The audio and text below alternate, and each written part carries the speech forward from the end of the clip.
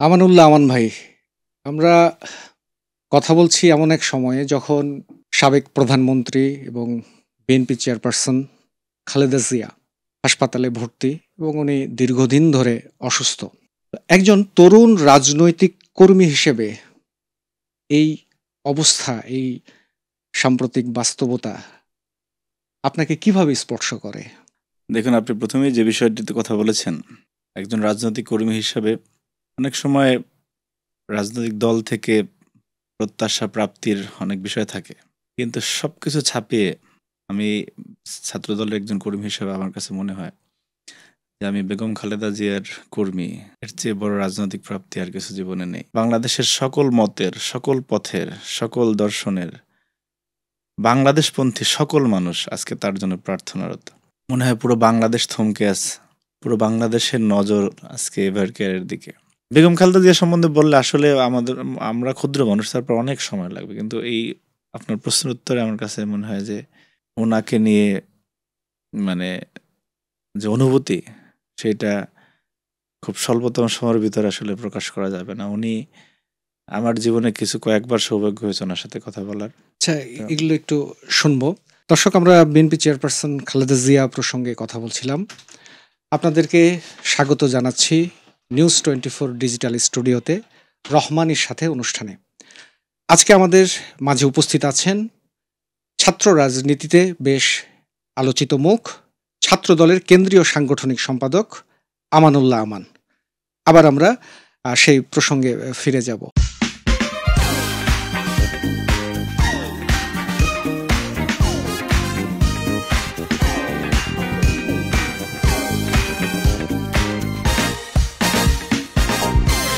আপনি BNP chairperson Khaleda জিয়ার কিছু স্মৃতি বলছিলেন, সে জায়গা থেকে যদি আমরা শুরু করি। আবার উনি কিরকম, ওনাকে নিয়ে অনেক ন্যারেটিভ অনেকে দিয়ে থাকেন, ওনার শিক্ষাগত যোগ্যতা নিয়ে কথা বলে থাকেন, কিন্তু দেখেন বাংলাদেশ যতবার পথহারা হয়েছে, যতবার বাংলাদেশকে নিয়ে ষড়যন্ত্র হয়েছে, প্রত্যেকবারের সমাধান আসছে ওনার কাছ থেকে।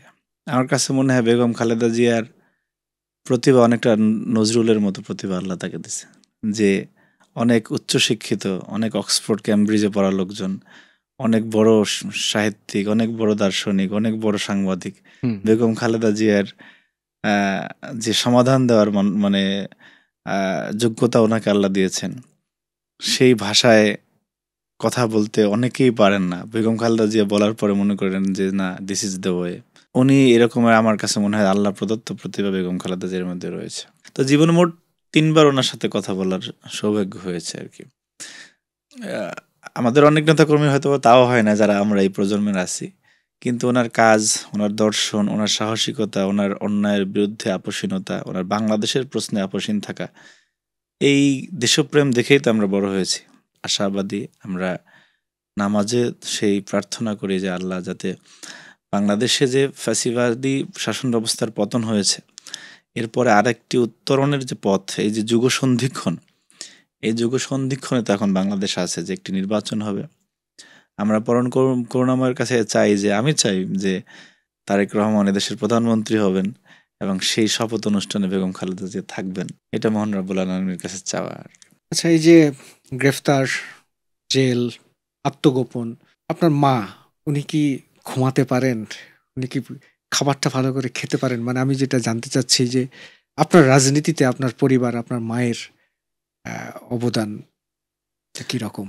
আমার কাছে যদি আপনি প্রশ্ন করেন যে আপনার রাজনৈতিক জীবনে এখন পর্যন্ত সবচেয়ে বড় অর্জন এবং আপনি ব্যক্তিগতভাবে আপনার জীবনের সবচেয়ে কষ্টের বিষয় কি, আমার সবচেয়ে কষ্টের বিষয় হচ্ছে আমি বোঝার পর থেকে এখন পর্যন্ত, ঢাকা বিশ্ববিদ্যালয়ে ভর্তি হওয়ার পর তো আমরা মধ্যবিত্ত পরিবারের, মা বাবার তো স্বপ্ন থাকে ছেলে এই হবে সেই হবে, সেই স্বপ্নের বিপরীতে শুধু টেনশন, শুধু উদ্বেগ, শুধু উৎকণ্ঠা, এছাড়া মা বাবার আর কিছু দিতে পারি না। 20 সালের আগস্টে ছাত্রলীগের হামলায় আমার হাত ভাঙে আর কি। তোমার আব্বা একটু নরম মনের মানুষ ছিলেন। হাত ভাঙার পরে প্রায় প্রতিদিনই 4-5 বার কথা হইতো আর কি। তো আব্বা একবার বললো যে যারা আমাদের দিকে মিডল ইস্টের লোকজন বেশি থাকে আর কি, সৌদি আরব, এই কাতার, দুবাই, সংযুক্ত আরব এগুলিতে আমাদের দিক থেকে যারা বাইরে যায়, তা আব্বা বললো যে যারা সৌদি আরব, দুবাই থাকে ওরাও তো 6 মাসে একবার বাড়িতে আসে, তো একটু আসা যায় না? তা আমি বলছি যে আব্বা আসার মতো পরিবেশ নাই, কারণ আমি তখন ঢাকা বিশ্ববিদ্যালয়ের ছাত্রদলের সেক্রেটারি। এরপরে যখন মানে হঠাৎ করে একদিন শুনলাম যে আব্বা অসুস্থ, আমি ঢাকা থেকে বরিশাল যেতে যেতে মানে আব্বা নাই। মাও তো 2023-এর যখন 28 অক্টোবরের ঘটনায় আমরা আপন 2 ভাই গ্রেপ্তার হই। আমাকে না পেয়ে মানে আমার একেবারে পিতৃতুল্য বড় ভাই, যিনি আমাকে আদর স্নেহে বড় করছেন আর কি, তাকে সিটিডিসি গ্রেপ্তার করে। গ্রেপ্তার করার পরে ওনাকে রিমান্ডে নেয় 7 দিনের। উনি রিমান্ডে থাকা অবস্থায় আমি গ্রেপ্তার হই মিছিল করতে গিয়ে। ওনার 7 দিন রিমান্ড যেদিন শেষ হয় সেদিন আমাকে মিডিয়া ট্রায়াল দিয়ে রিমান্ডে নেওয়ার জন্য উঠায় আর কি। তো ওনার সাথে আমার গারদে দেখা। তো ওনাকে নিয়ে যাচ্ছে আবার রিমান্ড চাওয়ার জন্য, আর আমাকে নতুন করে রিমান্ড চাওয়ার জন্য উঠাইছে। তো ভাই এরকমের আমাকে ধরলো আর কি, ধরে সে আমাকে ছাড়তেছে না আর আমি ওনার ছাড়তেছি না। তো পরে উনি বললো যে অনেক জোরে চিৎকার দিয়ে যে অফিসারদেরকে, যে আমার ভাইরে যদি টর্চার করেন আমি আসমানের মালিকের কাছে বিচার দিব। এইরকম ভাই অনেক জোরে চিৎকার করতেছিল। এবং ওইখানে গারদে যত মানুষ ছিল আর কি, সবাই আপনার মানে এই সিনারিও দেখে মানে ওখানে একটা কান্নার রোল পড়ে গেছে। তো উনি শুধু জোরে জোরে বলতেছিল ওই আসমানের মালিকের কাছে বিচার দিব আমার বাইরে মারলে। তো সেই অবস্থায় যখন আমরা 2 ভাই জেল একসাথে, তো হঠাৎ করে একদিন সমকাল পত্রিকা পেলাম আর কি। সমকালের রিপোর্টার কামরুল ভাই উনি একটা স্টোরি লিখছিলেন আমার মাকে নিয়ে, যে 75 বছরে আম্বিয়া খাতুন সন্তানের জন্য কোর্টের বারান্দায় মানে আমার মা এভাবে বসে থাকতো। তো সেই নিউজটা যখন আমি জেলখানার ভিতরে একটা জায়গায় আছে সমকাল পড়তেছিলাম আর কি, পরে হঠাৎ করে দেখি যে আমার মা বসা ওই নিউজটা। তো সরি, আমাদের এই ধরনের সময় মানে এই ছাত্র দলের আপনার অধিকাংশ নেতাকর্মীর জীবনে এই ধরনের সময় আমাদের গেছে, এগুলি ফেস করে এই প্রতিকূলতা দেখে দেখে। তো জীবনে সবচেয়ে বড় কষ্ট হচ্ছে যে কষ্ট আসলে কখনোই যত বড় পদে যাই, যত সম্মানের মধ্যে থাকি না কেন, এমপি মন্ত্রী হই না না হই যাই ভবিষ্যতে, কিন্তু এই কষ্ট আসলে কখনোই রহমানী ভাই যাবে না যে একজন সন্তান হিসাবে নিজের জন্মদাতাকে যে একটা লুঙ্গি কিনে দেব বা একটা পাঞ্জাবি কিনে দেবো যে আব্বা আমি বিশ্ববিদ্যালয়ে পড়ালেখা করেছি, এটা আপনার জন্য, এই সুযোগ আমার। তা আমাদের এরকম আমাদের সবারই প্রায় গল্প এরকমের। আমাদের আপনার কতজন, আমাদের ওই যে ছোট ভাই আব্দুর রহিম রনি আছে, সে তার বাবার জানাজায় যেতে পারেন না। এরকম অসংখ্য উদাহরণ আছে আর কি। তো এই ধরনের একটা দুর্বিষহ সময়ের মধ্যে আমাদের জীবন গেছে ভাই। তো যাই হোক, মা এখনো বেঁচে আছেন আলহামদুলিল্লাহ। তো মা সেই উদ্বেগ উৎকণ্ঠা এখনো যায় না আর কি। যদি আল্লাহ তৌফিক দেয় যে সামনে কিছু করার, তা তো মার জন্য করবো ইনশাল্লাহ। আপনি ছাত্র দলের রাজনীতিতে কিভাবে যুক্ত হলেন? একদম ছোটবেলা থেকেই, মানে একদম স্কুল লাইফ থেকে, মানে আসে না যে একটা কথা যে উঠন্তি মূল পত্তনে চেনা যায়, মানে রাজনীতির প্রতি প্রবল আগ্রহ ছিল। আমার ভাই উনি ঢাকাতে বিএনপি করতেন, আমার আপন বড় ভাই একেবারে, যিনি আমাকে পিতৃস্নেহ বড় করেছেন। আমার জার্নিটা খুবই কষ্টের, মানে আমি ভর্তি হওয়ার পরে সার্জন জহুরুল হক হলে আমার অ্যাটাচমেন্ট হলো। 22 দিনের দিন ছাত্রলীগের হামলা শিকার হলাম, খুব নির্মম হামলা। তখন সিদ্দিকী নাজমুল আলম এবং আমার সার্জন জহুরুল হক হলের সেক্রেটারি ছিল রাহাত ভাই, তারা একটা প্রোগ্রাম থেকে আমাকে মানে খুব সকালবেলা জানুয়ারি মাস 10-এর দিকে আর কি, আমরা মানে মিছিল করে ক্যাম্পাসের দিকে আমি যাচ্ছিলাম, তারা ধরে ফেলে। আমার মোবাইল চেক করে দেখে যে পরবর্তীতে ছাত্রদলের প্রেসিডেন্ট হয়েছে ফজলুর রহমান খোকন, ওনার নাম্বার ডায়ালিং ছিল আর কি। আচ্ছা, পরে আমাকে গেস্ট রুমে, আপনি তো অবশ্যই ঢাকা বিশ্ববিদ্যালয়ের ছাত্র, আপনি গেস্ট রুম সম্বন্ধে অভিজ্ঞতা আছে, গেস্ট রুমে নিয়ে আমাকে রড দিয়ে পেটাইছিল আর কি। এখান থেকে দাগ বেশ কয়েক জায়গায় এখন এদিকে দাগ আছে আর কি, ওই রডের বাড়ির আর কি। তো তারপর হল থেকে বের করে দিল। হল থেকে বের করার পরে তো এই যে মার খাওয়া, জেল খাটা, আর এই দুর্বিষহ 17 বছর আর কি, ঠিক আছে।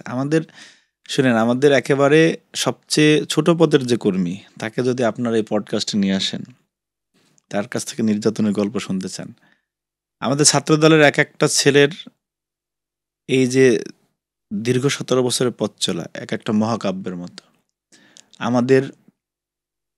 আমরা ক্লাস করতে পারি না, পরীক্ষা বিশেষভাবে গোপনে লুকিয়ে একজনের হেল্প নিয়ে দেয়া লেগেছে। আমাদের অসংখ্য শিক্ষার্থী ছাত্র দলের যারা অনার্স মাস্টার্স কমপ্লিট করতে পারে না। আমাদের এমনও হয়েছে, আমার সার্জেন্ট লোকাল এক ছোট ভাই ছিল আশরাফুল, সে ডিপার্টমেন্টের নবীনবরণের প্রোগ্রামে গেছে, সেখান থেকে তাকে বের করে এনে মেরে তার কানের পর্দা ফাটাই দিছে। মানে নিজের ক্যাম্পাসে আমরা রিফিউজির চেয়েও খারাপ অবস্থায় ছিলাম। মানে সেই একটা কাপ চা খাওয়ার জন্য টিএসসিতে মানে কত কৌশল করে যাওয়া লাগতো, কিন্তু আমরা কিন্তু সংগ্রাম থামাইনি। আমাদের অসংখ্য নেতাকর্মী, আপনি পা থেকে মাথা পর্যন্ত আঘাতের চিহ্ন, পঙ্গুত্ব, এই যে আমার হাতটা এখনো বাঁকা, ছাত্রলীগের হামলায় ভেঙেছে। আমাদের গল্প শোনার লোক খুবই কম, আমাদের গল্প বলার প্ল্যাটফর্ম কম, এবং এই ধরনের প্রতিকূলতার মধ্যেও রমণী ভাই আমরা কিন্তু রাস্তা ছাড়ি নাই, আমরা কিন্তু আশা হত হই নাই। আমাদের ওই যে আবার বেগম খালেদা যে ফিরে আসতে হয়, আমাদের অনুপ্রেরণার নাম ছিলেন তিনি। মামলা কয়টা আপনার নামে? হাসিনার পতনের আগ পর্যন্ত জুলাইয়ের যে মামলাগুলি হচ্ছিল আর কি, সর্বশেষ যাত্রাবাড়ির একটা হত্যা মামলা আমাদের প্রেসিডেন্ট সেক্রেটারি, আমি যেটা দেখেছি কাগজ পেয়েছি, সেই পর্যন্ত আমার নামে 57টা মামলা ছিল। 57টা, ঠিক আছে। স্বাধীনতা তো পরবর্তী বাংলাদেশের যে একটা আলোচিত ঘটনা, এর ভিতর 2023 সালের পুলিশ হত্যা মামলা, মানে 28 অক্টোবরে পুলিশ হত্যা মামলার আমি প্রধান আসামি, এবং ওই মামলায় আমাকে যেভাবে মিডিয়া ট্রায়াল দিয়ে আমাকে যেরকম খুনি সাজানো হয়েছিল, সন্ত্রাসী সাজানো হয়েছিল ঢাকা বিশ্ববিদ্যালয়ের একজন শিক্ষার্থীকে, সেটা বাংলাদেশের অনেক সাধারণ শিক্ষার্থী মেনে নিতে পারে না। এবং ওই মামলায় সমসাময়িক ছাত্র রাজনীতির ইতিহাসে সবচেয়ে বেশি নির্যাতন ওই সময় করা হয়েছিল, যে আমাকে দীর্ঘ 19 দিন এই হারুন, আসাদুজ্জামান গংরা আমাকে রিমান্ডে এনেছে, বারবার টর্চার করেছে, আমার পায়ের নখ উঠে ফেলাইছিল, আমাকে 164 করানো, শেষ সর্বশেষ নখ সবগুলো উঠাই ফেলছিল, 8টা নখ উঠে ফেলেছিল, 8টা একদিনে, 4 ধাপে রিমান্ডে নিছে আর কি। আচ্ছা। ওরা মূল টর্চারটা করছে হলো প্রথম দিকে হলো গায়ের আঘাতগুলি, যে কোমর থেকে এই পর্যন্ত, মানে এর 19 দিনের গল্প তো আপনি 2-1 মিনিটে বলতে পারবো না। 164টা আদায় করা ছিল মূল তাদের টার্গেট, যে আপনার আমি যাতে বলি আর কি, ওরা 3বার আমাকে হসপিটালে ভর্তি করেছে, মানে যারা টর্চার করছে, বিশেষত CTTC, counter terrorism and transnational crime. এই সিটিটিসি আমি অনেকবার বলেছি যে সিটিটিসি তখনকার সময় আর বাংলাদেশ ছাত্রলীগের আর একটা ইউনিটের মতো ছিল। আপনি 99% অফিসার, তাদের ব্যাকগ্রাউন্ড, তারা ছাত্রলীগের বিভিন্ন হলের বিভিন্ন শিক্ষা প্রতিষ্ঠানের পদধারী যারা সিটিটিসিতে ছিলেন। তো তাদের মানে তারা একটা মানুষকে বাঁচিয়ে রেখে যত স্টাইলে টর্চার করা যায় সব রকম টর্চারই তারা আমার উপর দিয়ে করেছে। আমি চাই না আমার শত্রুর উপর দিয়ে এরকম কিছু হোক। ছাত্রলীগের যারা আমাদের উপরে জুলুম করেছে, নিপীড়ন করেছে, আমি চাই না তাদের উপর দিয়ে এরকম কেউ কিছু করুক, তাহলে তো এরকম চলতেই থাকবে। আজকে আমরা যেটাকে বলি নীতিগত, সেটা এই ওনাদের প্রতিপক্ষ আসলে সেটা যদি অনৈতিক বলে, এইভাবেই কি বাংলাদেশ চলবে? আজকে আল্লাহ না করুক কোনো সময় যদি আবার মানে যাদেরকে আমরা ফ্যাসিস্ট বলছি, তারা যদি ফিরে এসে আবার প্রফেসর ইউনূস, বিএনপি, জামায়াত, অপরাপর তাদের উপর দিয়ে টর্চার করতে, এইভাবে কি একটা দেশ চলবে? এভাবে একটা দেশ চলতে পারে না। আপনার 54 বছর আগে দেশের মানুষ কেন রক্ত দিছিল? এই সাম্য, মানবিক মর্যাদা, সুশাসন, ন্যায় বিচার, এই কারণেই তো। 54 বছর পরে এসে ঠিক একই কারণে ওই বৈষম্যের বিরুদ্ধে আবার একটা সংগ্রাম করার লাগলো। তা আমাদের কি প্রজন্মের পর প্রজন্ম এরকম এই দেশের মানে রক্ত দিয়ে যাবে? এটা হতে পারে না। কাউকে না কাউকে ছাড় দিতে হবে, ছাড় দিয়ে সেই দৃষ্টান্ত স্থাপন করতে হবে যে না, আমরা সবাই মিলে বাংলাদেশকে এগিয়ে নিয়ে যাব। হ্যাঁ, খুনি হাসিনা নিঃসন্দেহে তার বিচার সে পাবে, যে অপরাধী সে যে দলেরই হোক না কেন। আমাদের বিএনপি নিপীড়িত ছিল, নির্যাতিত ছিল, এই কারণে এই দলে কেউ অপরাধ করলে ছাড় দিবে, এটা আমি কোনোভাবেই চাই না। সেটা অন্য দলের ক্ষেত্রেও না। আওয়ামী লীগের যারা অপরাধ করছে তাদের অবশ্যই শাস্তি পেতে হবে, কিন্তু সবাই তো আর খুনি না। তাদের জন্য আপনি অনিরাপদ বাংলাদেশ তৈরি করবেন, সেটা আমি পক্ষপাতী না। ওই উদাহরণটা থাকতে হবে, মানে আপনি তো একটা সময় আসতে হবে একটা জায়গায়, আপনি তো এই চর্চার মধ্যে থাকতে পারেন না একটা দেশ হিসাবে, একটা জাতি হিসাবে, সেখান থেকে আমাদের বের হয়ে আসতে হবে। আমরা মানে ওই আমি ব্যক্তিগতভাবে আমার নেতা আমার নেত্রী তাদের মধ্যে যে মানে রাজনৈতিক সৌন্দর্য দেখেছি, যেটা প্রথম শুরু করলাম বেগম খালেদা জিয়ার বিষয় দিয়ে, সেটা আমরাও বিশ্বাস করি যে না, আপনার এই সংস্কৃতি ফিরিয়ে আনতে হবে। জেলে ছিলেন কতদিন? জেলে তো আমাদের তো আমি বললাম না যে আমাদের তো বারবার জেল খাটা লেগেছে। সর্বশেষ হচ্ছে পুলিশ হত্যা মামলায় 3.5 মাসের মতো ছিলাম, যদিও হাসিনার পতনের পরে তখন একদম গণহারে ছেড়ে দিয়েছে আর কি। আপনার মানে তাদের টার্গেটটা ছিল একটা ইলেকশন করা আর কি। এই কারণে একজন মন্ত্রী, কৃষিমন্ত্রী ডক্টর আব্দুর রাজ্জাক তৎকালীন, সে বলেছিল সম্ভবত যে মানে যদি বিএনপি রাজি হয় তাহলে এক রাতের ভিতরে সবাইকে ছেড়ে দেবো। আপনি যেহেতু সংবাদকর্মী আপনি জানেন। তো ইলেকশনের আগে যে ধরপাকড়টা চলে সেটা তো ইলেকশন উঠানোর জন্যই চলে, যেটা বাংলাদেশে ঘটছে এর আগে। আসলে রাজনীতিবিদদের জন্য বাংলাদেশের রাজনীতিতে তো জেল জীবনের একটা পাঠশালাই আর কি, যদি আপনি শিখে থাকেন। আর যদি না শিখেন তাহলে তো আসলে যে শিখতে না পারে সে কোথাও থেকে শিখতে পারে না। শেখার মানসিকতা থাকলে সব জায়গা থেকে শেখা যায়। তো জেল জীবনে আসলে আপনার মানে এই যে আল্লাহ যে আপনাকে অবারিত নিয়ামত দান করেছে বাইরে, যে এই যে একজন মানুষ, মুক্ত মানুষ, কত ভালো লাগে, কত স্বাধীন। সে যে জেলে গেছে সে সেটা অনুধাবন করতে পারে যদি আল্লাহ তার মধ্যে বিবেক দেয়। আর যে বিবেকহীন মানুষের তো আসলে কোনো অনুভূতি থাকে না। কেমন আচরণ হতো আপনাদের সাথে? পুলিশ, জুডিশিয়ারি, জেলখানা সব একই সূত্রে গাঁথা।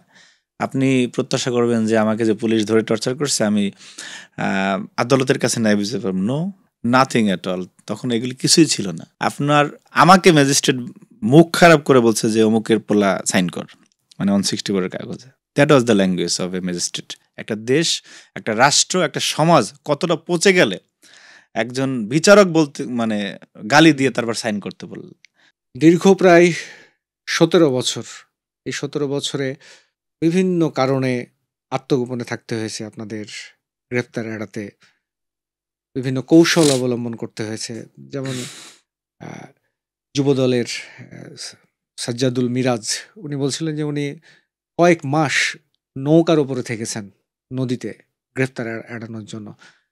তো এই যে আপনাদের এই গ্রেফতার এড়ানোর কৌশল হিসেবে যে কোথায় যেতেন, কিভাবে থাকতেন, কোনো বিশেষ স্মৃতি আছে যেটা আপনাকে এখনো ভাবায় বা কাঁদায় বা খারাপ লাগায়?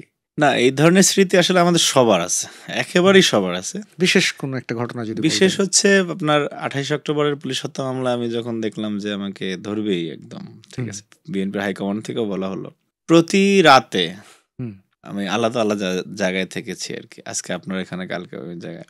আমি মিডিয়া একটা স্টেটমেন্ট দিয়েছিলাম যে শেখ হাসিনাকে উদ্দেশ্য করে যে সে লেডি হিটলার, ফিরাউনের লেডি ভার্সন, এইসব কথা আমি বলেছি। বলার পরে আমার দুঃসম্পর্কের এক আত্মীয় আছেন পুলিশে, তখন উনি আমাকে বললো যে আমাদের একেবারে কন্ট্রোল রুম থেকে বলা হয়েছে এই ছেলেকে উইদিন 24 আওয়ার্স এরকে আইনের আওতায় নিয়ে আসো আর কি, তোমাকে ধরবেই। তো আমি একটু মানে নর্মাল সিম টিম অফ করে আমরা যেটা ওয়াইফাই দিয়ে যেটা ফোন ইউজ করতাম তখন আর কি, এমন হয়েছে যে আমি মনে করেন এক বাসা থেকে বের হয়ে স্থানান্তর হওয়ার 10 মিনিটের মধ্যে বাসায় পড়ে গেছে। আচ্ছা। তো এই 3-4টা দিন মানে আমার এরকম অনেক সময় হয়েছে যে ধরবে এরকম করে। সবচেয়ে একটা বিষয় একদম আমার শরীর শিউরে ওঠে, মানে একটা কথা চিন্তায় আসলেই, আমার একটা ভাই আছেন, নাম হচ্ছে আশিক প্রধান। এই আগস্টে যখন হাসিনার বিদায় হবে তার আগে 3রা আগস্ট হাসনাবাদের একটা জায়গা আছে, সেখানে এক বাসায় উঠলাম, রাতে দেখি যে বাসার চারদিক দিয়ে পুলিশ ঘেরাও করে ফেলছে। ঠিক আছে, মানে আমাকে ধরার জন্য না, মানে ওনাদের কাছে ইনফরমেশন আছে যে ওই বাসায় আপনার সরকার বিরোধী কিছু লোকজন আছে, এরকম একটা ইনফরমেশন আছে। এখন দেখেন কিছু করতে সাপ বেরিয়ে যায়, আমি ওই বাসায় কি কারণে যদি তাদের একটা তথ্য আসছে যে ওই বাড়িতে না, তারা আধা ঘন্টা 15 ঘন্টা পরে জায়গাটা ছেড়ে দিচ্ছে। আচ্ছা। ছেড়ে দেওয়ার পরের দিন ছিল 4 আগস্ট, আমি ওখান থেকে যাত্রাবাড়ি গেলাম সকালে। তো আমাদের অনেক সময় এরকম হয় যে মনে করেন আমি একটা বড় পদে আছি, আমি থানা পর্যায়ের কারো বাসায় যদি থাকি, ওরে ধরতে গিয়ে দেখা গেছে আমি মানে বিপদে পড়ছি, এরকম হয়। এই কারণে শেষ সময়টা আমাকে তথ্য দেওয়া হলো যে আমি তো আগেই কালার্ড আওয়ামী লীগের কাছে যে পুলিশ হত্যা মামলার 1 নম্বর আসামি নানান কারণে। তো এইবার আগস্টের এবং আমার একটা ছোট ভাই আছে মিজানুর রহমান, দয়াল মিজান বলেন। দয়ালকে ওর সাথে শুধু একবার আমার ফোনে কথা হয়েছে। তাকে ধানমন্ডি থেকে নিয়ে মানে সমানে ঝুলাই পেটাইছে ইসে ডিবিতে।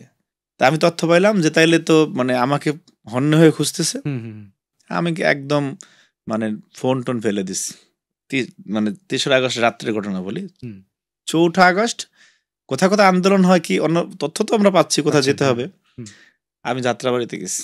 যাত্রাবাড়িতে ওই যে আশিক প্রধানের বন্ধু, তার বাসায় আমি ছিলাম। সে রাজনীতি করে না, সে জাপানে থাকতো। সে তো ওই মুভমেন্টটাও বোঝে না। বিকালটায় যখন 3:35 বাজে, ওই যে আপনি একটা ভিডিও দেখবেন যেটা সারা দেশ দেখছে, যে একদম নির্বিচারে গুলি করতেছে যে যাত্রাবাড়িতে 4 তারিখ। ওই সময়টা আমরা স্লোগান দিচ্ছি, কিছু ওই যে জ্বালাও পড়াও হয়েছে, ওদের কাঠটা জ্বালাই দেওয়ার পরে মাদ্রাসা শিক্ষার্থীরা অনেক ছিল। হঠাৎ করে একদম মানে নির্বিচারে গুলি যখন শুরু হয়েছে, তা আমি ওই নাম হলো তানবীর, এর ধরে আমি চিন্তা করলাম তার বাসায় যেহেতু আমি থাকি, তার সিকিউরিটিটা তো দরকার আছে। আর সে হলো আমি যে অ্যাকশনে সেইটা সে দেখার জন্য গেছে আর কি। আচ্ছা, যে আমাকে বলা হয়েছে যে কোনোভাবেই রাজনৈতিক কারোর সাথে থাকা মানে তোরে ধরলে মেরে ফেলবে, এটা হলো হাইকমান্ড থেকে বলা হয়েছে। ঠিক আছে, তা আমি রাস্তার ওপারে গেছি, আল্লাহর মহান মানে আমার ডাইনে বামে 2-1 পড়ে গেছে। মহান রাব্বুল আলামিন কিভাবে রাখছে এটা আমার এখনো আমার জীবনের সবচেয়ে ওই স্মৃতিটা শুধু আমার ভাষে। তো একটা পর্যায়ে ওনাকে ছেড়ে দিয়ে আমি ওইখানে একটা বিল্ডিং ছিল, ভিতরে ঢুকে গেছি।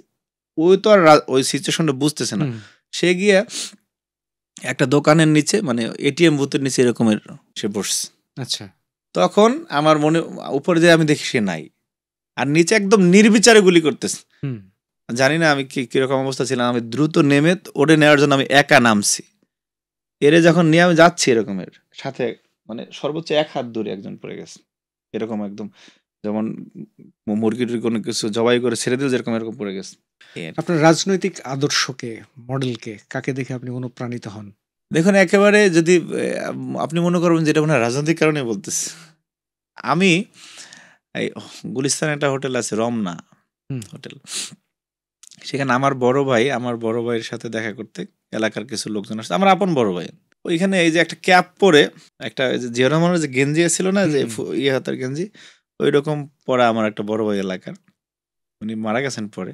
তার এই ক্যাপটা নিয়ে আমি তখন ক্লাস 9-এ পড়ি আর কি। আমি মনে করি যে ওনার এরকম একটা বসা এরকম একটা ছবি আছে জিয়া রহমানের, এরকম এখানে হাত দিয়ে ওই ক্যাপটা পরাই, পরে আমি বাইরে বললাম যে একটা ছবি উঠান, তখন 9-এ পড়ি। পরে ওই ছবিটা দেখে আমার নিজেরই যে অনেকটা মানে সিমিলার দ্যাট ফটো আর কি। ঠিক আছে, জিয়া রহমানের এরকমের। শুধু ওনার শাসনামলটা আপনি মোটা তাকে দেখেন, মাত্র 3 বছর একজন ক্ষণজন্মা মহানায়ক, সে কি করছে দেশের জন্য।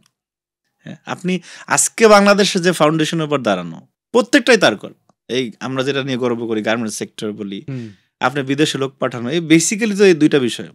আরো অনেক বিষয় আছে, আপনি যদি মোটা দাগে বলেন, মানে অত অল্প সময়ে সে একজন বিশ্বমানের নেতা হয়ে গেছে। এবং আপনি একটা ছবি দেখছেন না, এ পিকচার উইথ প্রেসিডেন্ট, যে ওনার সাথে একজন কৃষক এরকম খালি গায়ে দাঁড়ায় আছে।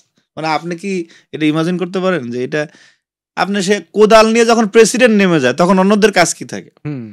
সুতরাং আপনি যদি একজন জিয়াউর রহমানকে দেখেন, আপনার অন্য দর্শন ভালো লাগতেই পারে, কিন্তু তারপরে আর কিছু মানে আদর্শিকভাবে জানার প্রয়োজন আছে বলে আমি মনে করি।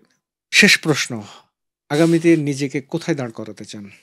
শেষ প্রশ্নের উত্তর আমি এতটুকুই বলতে চাই, আপনি যাই হন না কেন আপনাকে যেতে হবে, এবং আপনি যা করছেন আমাদের প্রত্যেকটা সেকেন্ড একদম জাররা পরিমাণ, তার জন্য হিসাব দিতে হবে। সেটা মাথায় রেখে আমার মহান রব্বুল আলামিনের কাছে চাওয়া, আমি যেদিন দুনিয়া থেকে যাব সেদিন যাতে এই আলোচনাটা হয় যে একজন ভালো মানুষ চলে গেছে, মানুষের ভিতরে যে সমাজে আমি থাকি তাদের মধ্যে সেই উপলব্ধিটা আসে, যে একটা গভীর শূন্যতা সৃষ্টি হয় যে না অমুক চলে গেছে, জানা যায় যাতে অনেক লোক হয়, মানুষের চোখে যাতে পানি আসে, মানুষ যাতে দোয়া করে, এমন জীবন প্রত্যাশা। সেটা আমি যেখানে থাকি না, রাজনীতি করি আর না করি, আমার 10 বছর পরে আমি অমুক মন্ত্রী হব, আমি বিএনপিরই হব, এই ধরনের আশা আছে, বাট এইটাই জীবনের আলটিমেট গোল সেটা আমি বিশ্বাস করি না, সেটা আমি চাইও না।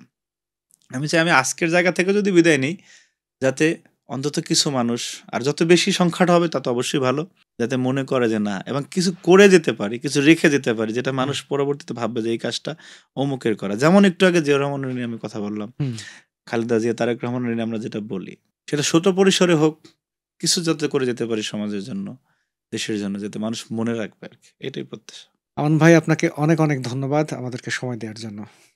আপনাকে ধন্যবাদ, আর যারা দেখবেন তাদেরকেও অগ্রিম ধন্যবাদ এবং কৃতজ্ঞতা জানাচ্ছি। কথাবার্তা ভুল হলে ক্ষমা প্রার্থী। ধন্যবাদ। দর্শক, আমরা কথা বলছিলাম ছাত্র দলের রাজনীতিতে বেশ আলোচিত মুখ এবং ছাত্র দলের কেন্দ্রীয় সাংগঠনিক সম্পাদক আমানুল্লাহ আমানের সঙ্গে। আমরা তার রাজনীতির গল্প শুনলাম, তার দর্শনের গল্প শুনলাম। দর্শক, আমি কাইসার রহমানী আপনাদের সঙ্গে ছিলাম। আপনারা দেখছেন রহমানীর সাথে অনুষ্ঠান। আপনারা আমাদের সঙ্গেই থাকবেন। আগামীতে আবার দেখা হবে। ভালো থাকবেন।